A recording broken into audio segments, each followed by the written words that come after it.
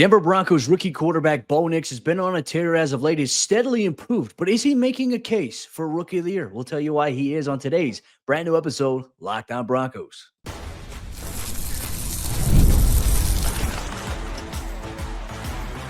You are Locked On Broncos, your daily Denver Broncos podcast. Part of the Locked On Podcast Network, your team every day.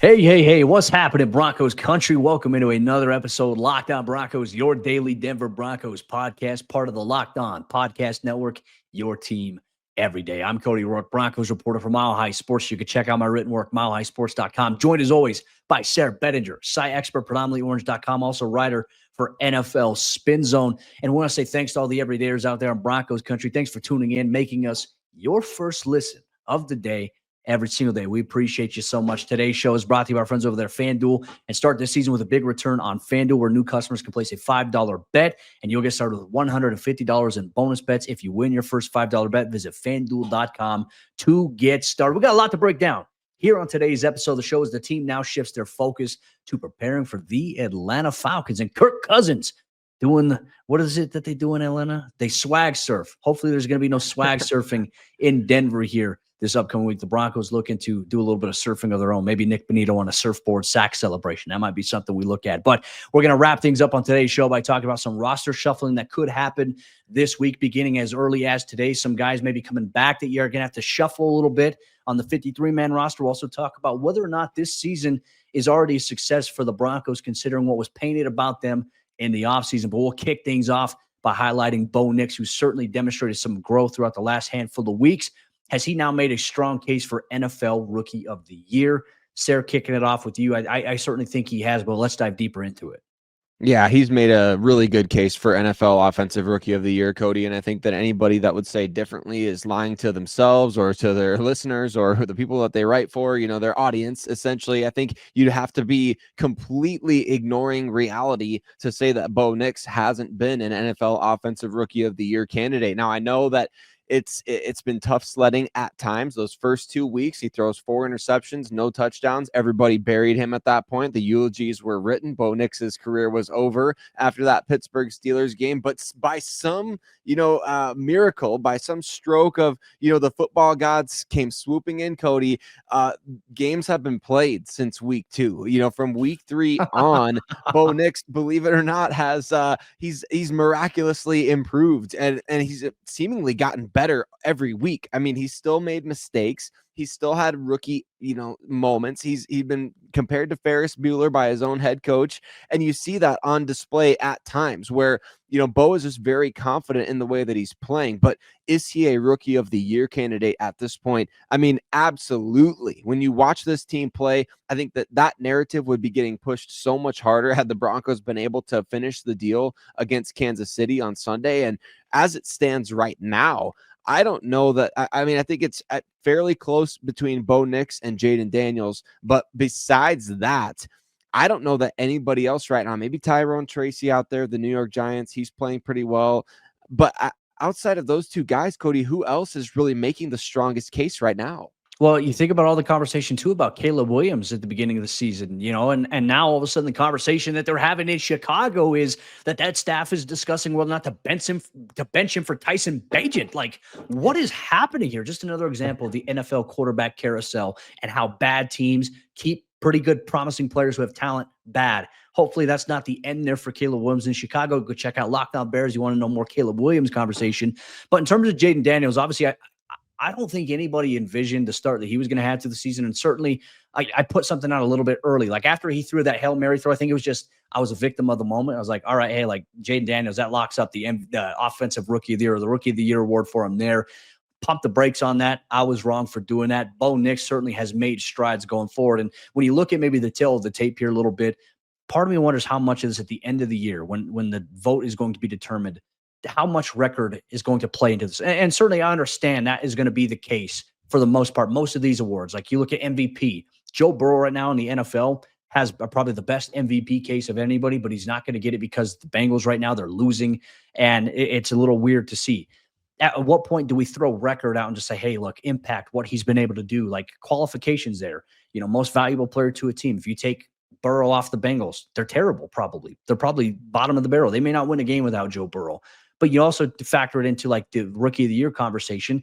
These are young guys, Sarah, where it's like, hey, as a rookie quarterback, you already have all the odds stacked against you because the microscope is going to be big on where you're at. Jayden Daniels has been terrific so far.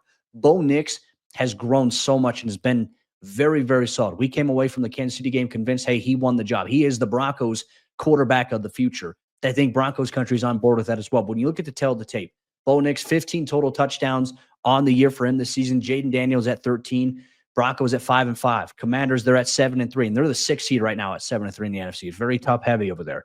Nix's completion percentage, it's gotten better, I think, over the course since that week 1, week 2 stretch there. 63.6% completion percentage as of late. It's drastically improved from where it was. And Jayden Daniels, 68.7%. So much of this, too, we can go back to that Hail Mary game. If Jayden doesn't hit that, the Broncos within one game of being in that conversation, if it was being determined by record, I think that Bo and Jayden, to be honest with you, I think it should be between these two guys specifically. And I think you should let just play out and see how it goes in the year. I think it was impressive what Bo did against Kansas City, the number one defense right now in the NFL. I'm very, very curious for your thoughts on this. I do think that Bo has a terrific case to be made. And in my opinion, Rookie of the Year should not be determined based on record. No, but I think a lot of it has to do with exposure, doesn't it? And the Broncos, they have not been in the national spotlight a ton this year, and there's still a lot of people who are kind of just now catching up on what Bo Nix has been doing since that week 2 game. Like I said, the first 2 weeks, you kind of wrote these guys off. The Broncos had that big matchup against the Pittsburgh Steelers that was supposed to be Russell Wilson's return to Denver. That was one of the last times, other than this Chiefs game, that the national spotlight was really on Denver for any reason whatsoever. So what people are seeing now is kind of their first exposure to Bo Nix, but he won NFL Offensive Rookie of the Month in October, Cody, which I think is our best indicator yet that Rookie of the Year is on the table for him, because whoever's voting on that, the Associated Press or whatever, obviously people are taking notice. That wasn't a fan voted award like the Rookie of the Week is. It wasn't where people are just going in and spamming, hey, let's give this guy Rookie of the Week this week. That was, a legit award that was given by people, the powers that be. So when it comes to Rookie of the Year, I think Bo can really separate himself the second half of the season. We talked about it in the lead up to 2024. One of the most difficult things for a rookie quarterback to do historically in the NFL is get to that 20 touchdown mark. Now, Bo Nix has 10 passing touchdowns, 4 rushing, 1 incredible reception touchdown. But we see, as productive as Jayden Daniels was early this season, Cody, how he has 9 touchdown passes this season. And we're talking about him as all season long, the narrative has been like, this dude is legit. Like even an MVP candidate's been talked about. Even MVP has been thrown out there. So what I'm saying is that, I don't know, maybe first to 20 total touchdowns wins NFL Rookie of the Year this year. Especially if one of these two guys can get to 20 passing touchdowns, which only 12 quarterbacks have done. 12 rookie quarterbacks in the Super Bowl era have hit 20 touchdowns passing. That would be it right there to me, Cody, especially if your team is winning games. Now we'll see if Bo Nix can do that. Obviously, 7 games remain here for the Broncos. And as always, we want to know your thoughts. Broncos Country, how strong of a case do you feel Bo Nix has in the Rookie of the Year conversation? Make sure you let us know however you listen or watch the Locked On Broncos, wherever you get your podcast. Part of the Locked On Podcast Network, your team every day. In terms of maybe the wide scope discussion here on this Broncos team, we are going to analyze here because there's been a lot of conversation. Despite the fact where the Broncos are at right now, is this season already considered a success? We'll analyze that much more here on today's episode of the show. Today's Locked On Broncos is brought to you by our friends over there at FanDuel, America's #1 sportsbook. And FanDuel wants you to get in the action here as Week 11 of the NFL season approaches. The Broncos at home this week against the Atlanta Falcons, where they are 1.5-point home favorites against their former friend Justin Simmons and Kirk Cousins, who's going to be trying to swag surf his way into Denver. Can the Broncos put a stop to that? Well, you can get on the action of their FanDuel Sportsbook and tackle the NFL action, because right now, new customers, they can bet $5 and get $150 in bonus bets if you win. The FanDuel Sportsbook app gives you everything that you need to place live bets on the NFL all in one place. So when you get a hunch in the middle of the game, you can check out the latest stats, you can view live play-by-play, and so much more on the same page where you place your bets. So check it out today. Visit FanDuel.com to join today, and you'll get started with $150. That's right, $150 in bonus bets if you win your first $5 bet over there at FanDuel.com. Never waste a hunch and make every moment more with FanDuel, an official sportsbook partner of the NFL. Today's show is also brought to you by our friends over there at Prize Picks. And as you know, at Prize Picks, they are daily fantasy sports done the right way. And with over 10 million members and billions of dollars in awarded winnings, Prize Picks has made daily fantasy sports accessible to all, including yourself. You just pick more or less on at least 2 players for a shot to win up to 100 times your cash. So run your game all season long on Prize Picks. And right now, Prize Picks is the best place to get real money sports action, where you can join over 10 million users and sign up today to win more money. Sign up today and get $50 instantly when you play $5. You don't even need to win to receive the $50 bonus. Folks, it's guaranteed over there at Prize Picks. Prize Picks is the best way to win real money this football season. Which players are going off? Which players aren't? Make your picks in less than 60 seconds and turn your sports opinions into real money all season long on Prize Picks. Download the app today and use code LOCKDOWNNFL to get $50 instantly after you play your first $5 lineup. Once again, download the app today. Use code LOCKDOWNNFL to get $50 instantly after you play your first $5 lineup. Prize Picks, run your game. The 2024 season is already a success for the Denver Broncos. Cody and I are going to tell you, Broncos fans, exactly why this year is already a success on today's episode, Locked On Broncos, where we'll also be talking about some potential roster shuffling that could be upcoming for the Broncos here. But before we go any further, got to say thank you to every single one of you that makes Locked On Broncos your first listen of the day every single day. And you everydayers know that your boys, Cody and Sayre, we got you right here on Locked On Broncos, wherever you get your podcasts, as well as on YouTube. So hit subscribe if you haven't already, so you don't miss a single episode of the show.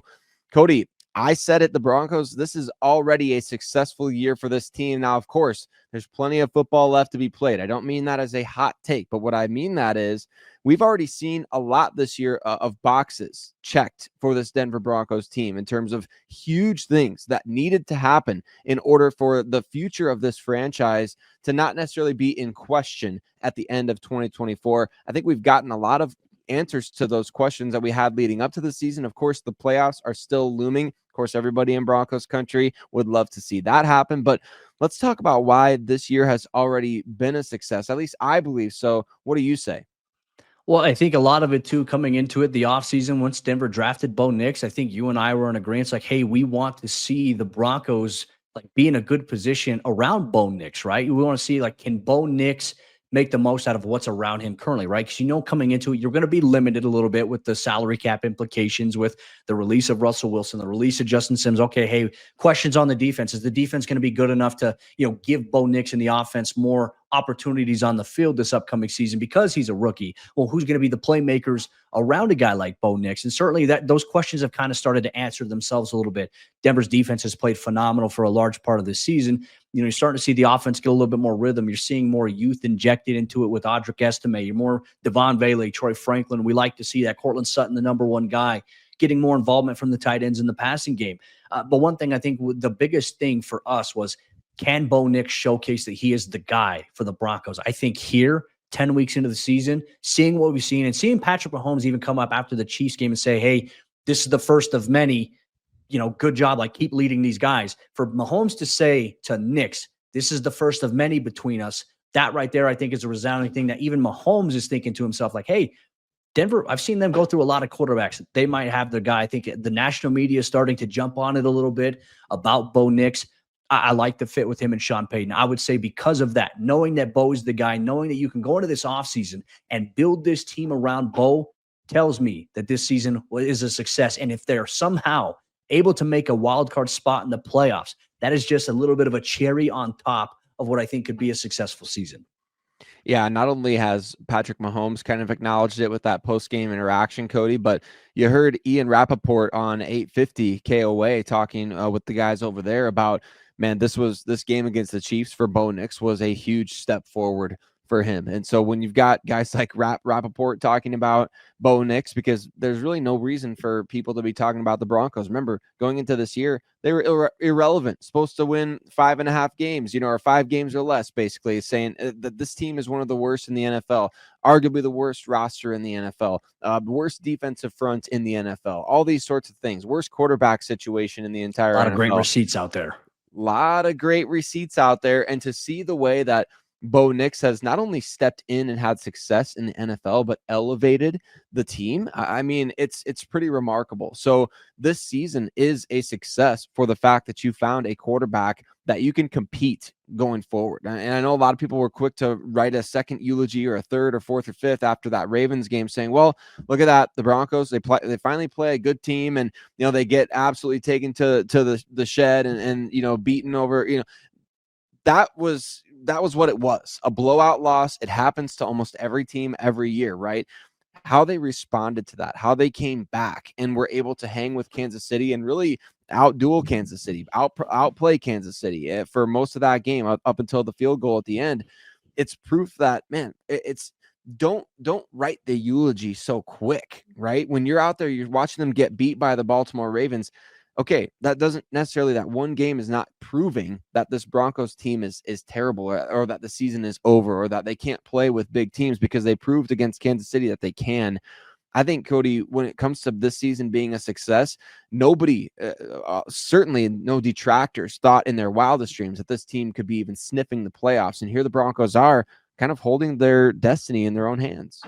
Well, I think another thing we can talk about too is just the culture. Like, the Broncos appear to be ahead of schedule on the rebuild. Now, if you ask Sean Payton, George Payton, they don't believe in the word rebuild. They don't believe that they're rebuilding. But I think when you look at the position they're in, the amount of young players that they have, they're in a rebuild. But I think they're ahead of schedule. I mean, they've shown that, hey, we can compete with Patrick Mahomes and the Chiefs. We can, we have tough battles against him. We just got to find a way to overcome the hump there and block on a field goal attempt there. And all of a sudden the narrative changes. But, you're also seeing a lot of these young players step into larger roles. Like, Nick Bonitto's explosion this year. Look, we saw him do it last year. We're like, hey, can he do it 2 years in a row? And man, he surpassed that really this season. He's become the guy to where I said it a couple weeks ago. The Broncos internally, from people I've spoken to, believe that Bonitto is a superstar pass rusher in the making. You certainly see that. You see the emergence of Riley Moss at the cornerback position, a little of a surprise in terms of how Brandon Jones has played, how well he's played since coming over in free agency.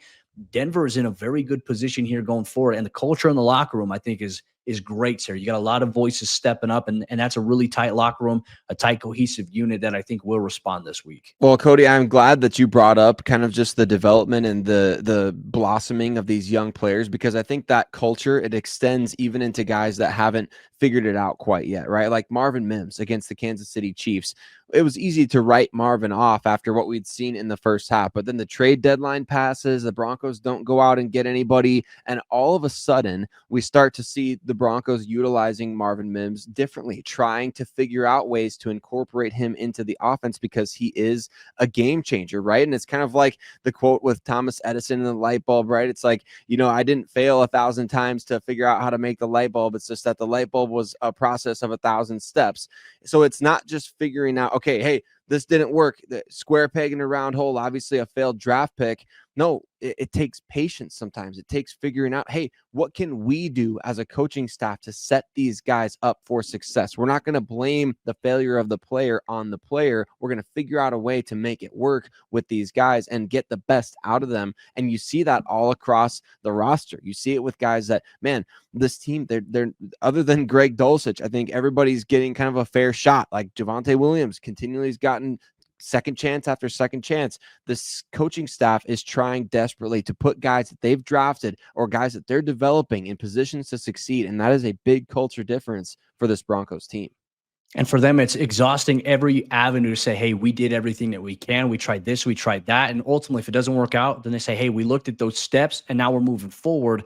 Certainly, a new approach here to this Broncos regime under George Payton, Sean Payton, which, hey, appears to be in a pretty good position here going forward. Broncos country, one thing we are going to analyze here, because of that position, because of some roster maneuvering, Denver's in a position this week where they may have to shuffle the 53-man roster significantly, with some potential players returning. We'll highlight that and what it may look like here on today's episode, Locked On Broncos. Today's Locked On Broncos is brought to you by our friends over there at the Ultimate Pro Football Gym. And look, Broncos fans, You remember our great partner, Ultimate Pro Football GM. Well, guess what? They are back, and they've added a brand new, amazing game mode that I need to tell you about that I know that you'll love. The game that has you step into the shoes of a football franchise GM and lead it to glory now has a new head coach career mode. So on top of getting to build your dynasty by drafting players, signing free agents, hiring a coaching staff, you now get to call offensive plays over the course of a game as well. They have a bunch of brand new features such as individual training camps, upgraded negotiation systems, and this fun and realistic game got a whole lot better. So if you haven't already installed it, be sure to do an update so you can try it out today. And if you don't have it, make sure you download it right now because it's a must-have for football fans that I know that you'll love it. So check it out today, Ultimate Pro Football GM. It's completely free. It has no ads, and it's 100% playable offline. Play on the go as you want and when you want to. And here's a special offer for Locked On Broncos listeners. Use promo code LOCKEDONNFL in all caps inside the game store to receive a free boost to your franchise. Make sure to get it because this perk will jumpstart your play and give you the advantage that you want in creating a dynasty. To download the game, just visit ultimate-gm.com, ultimate-gm.com, or look it up on the app stores. Ultimate Pro Football GM. Start your dynasty today. As we jump into the fourth quarter action on today's episode, Locked On Broncos, the team could be making several roster moves this week to formulate the best 53-man roster possible. You have some players potentially returning from injured reserve, but how are you going to manage that with the active roster already at 53 players? Some moves will have to be made to bring some guys back. It's a very, very interesting situation for George Paton and Sean Payton. Certainly something they've said is a little bit of a challenge for them in terms of the gymnastics of shuffling the roster. Real quick, thank you so much, everyone in Broncos Country, all you everydayers and first listeners out there. We appreciate you so much for making the show exactly what it is. Sayre, look, this is something I've been monitoring for the last couple of weeks, seeing the Broncos get fully healthy. We saw Luke Wattenberg promoted this past weekend back to the 53-man roster because they did have one active spot there after the Baron Browning trade. But now there are some situations maybe coming up here that's like, hey, how is Denver going to do this? You have some players potentially returning from injury. Michael Burton is on the practice squad without any more practice squad elevations. If he's part of your game plan, you need to find a way to bring him back to the 53-man roster. So you know what that means? You must make corresponding roster moves. Burton's not the only move anticipated. There are a few more here that have some big implications for the Broncos roster. Yeah, there absolutely are. Obviously, we've been monitoring kind of what is the situation with Josh Reynolds, who is eligible to come off injured reserve, the wide receiver who's been dealing with injuries this year, dating back to, I mean, even the preseason, but then also suffered the scary incident where he was shot, right? So I don't know how much that's playing into it, Cody, but I mean, obviously that situation is unique. Tyler Bedinger at the running back position is eligible to come back as well. And he's somebody that, I mean, I know we talked about Audric Estime, how impressive that he was, but man, Tyler Bedinger is the guy that's leading this team. And I know it's a small sample, but in yards after contact per carry, Tyler Bedinger is number one. So do the Broncos find a way to get him back on the roster? Could we see some surprise cuts coming up here? Because you and I kind of speculated at the trade deadline. Well, could somebody like Greg Dulcich be traded if some team, you know, the ink is still drying on the scouting report? Nobody traded for him, obviously. The Javonte Williams situation is fascinating because his snaps were significantly cut into. That this is one of those things, Cody, where there's some low-hanging fruit, but then you've got enough of a situation on your hands here. You don't have to bring everybody back right away. You've got time, but man, the Broncos could be faced with some difficult choices upcoming.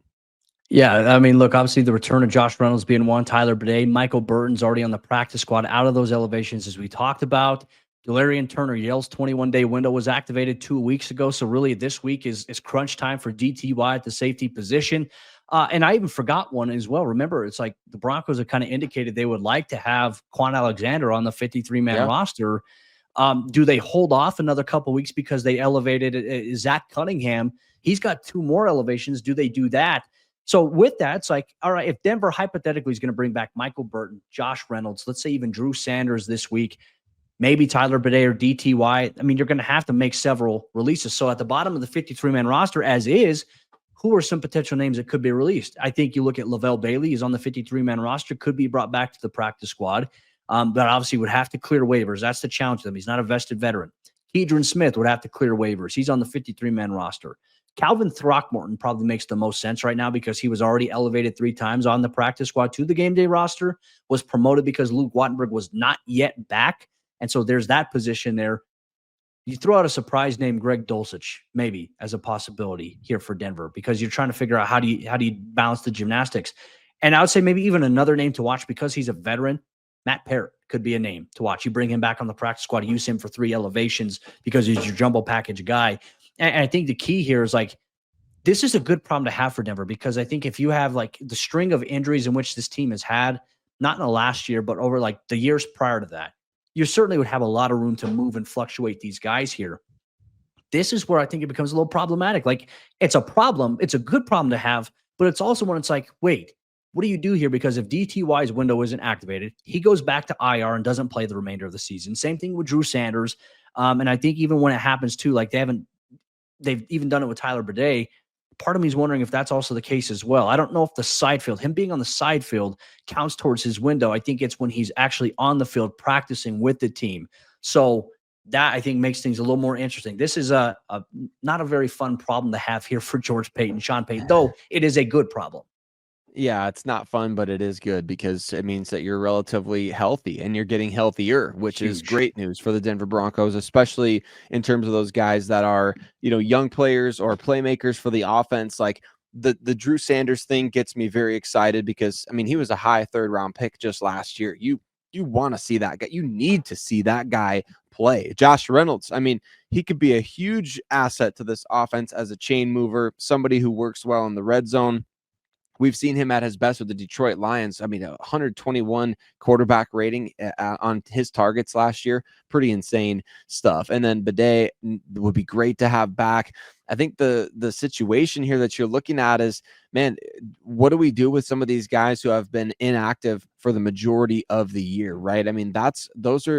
Those are some of the other guys that I would be kind of taking a look at here in terms of this guy. He's not contributing, but there's certain guys who are developmental. Like, you look at rookie cornerback Chris Abrams drain, for example. He ain't getting cut. The Broncos love that guy.